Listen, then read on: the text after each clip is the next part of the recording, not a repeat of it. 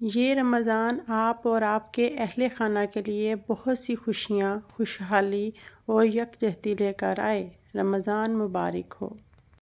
رمضان ہماری روح کو مقدس بنانے اور اللہ سے جڑنے کا طریقہ ہے۔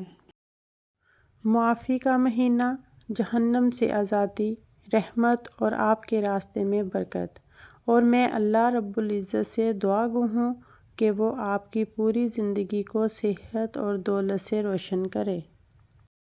رمضان پھر نعمتوں کے ساتھ ہمارے درمیان ہے، تو آئیے خدا سے دعا ہے کہ وہ ہمارے وسائل میں خوشحالی عطا کرے تاکہ ہم اس کے لوگوں کو زیادہ سے زیادہ عطیہ کر سکیں۔ رمضان مبارک۔ سال کا بابرکت مہینہ آ گیا۔ یہ رمضان کا موسم ہے۔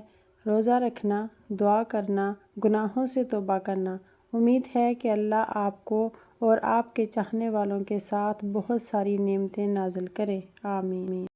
اللہ کی رحمتیں ہم پر ہمیشہ رہیں گی۔ جشن منائیں اور لطف اٹھائیں، جیسا کہ ایک بار پھر ہمیں توبہ کرنے اور اپنے گناہوں کی معافی مانگنے اور معاف کرنے کا موقع دیا جائے گا۔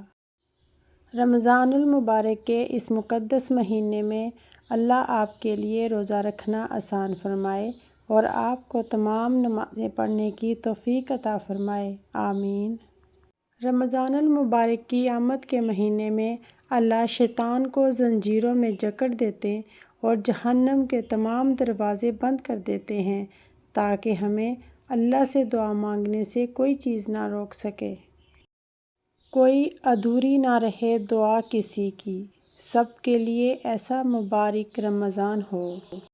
میری دعا ہے آپ کا پورا گھر اس مہینے کی رحمت اور برکت سے مستفید ہوں۔ اللہ تعالی ہم سب کو اس رمضان المبارک میں عبادات کرنے کی توفیق عطا فرمائے۔ آمین۔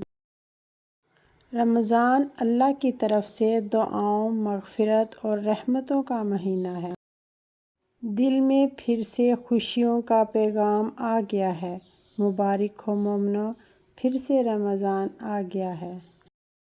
اللہ کرے یہ رمضان آپ کے لیے اور آپ کے خاندان کے لیے بے پناہ خوشیاں لائے۔ اللہ اس رمضان میں ہم سب کو نیک اعمال کرنے کی توفیق عطا فرمائے۔ آمین۔ اپنی تبدیلی کو رمضان مبارک تک محدود نہ کریں بلکہ خود کو تمام عمر کے لیے تبدیل کر دیں۔ اس ماہ سیام کی برکت سے اللہ تعالی ہمیں روح کی پاکیزگی اور سکون عطا فرمائے۔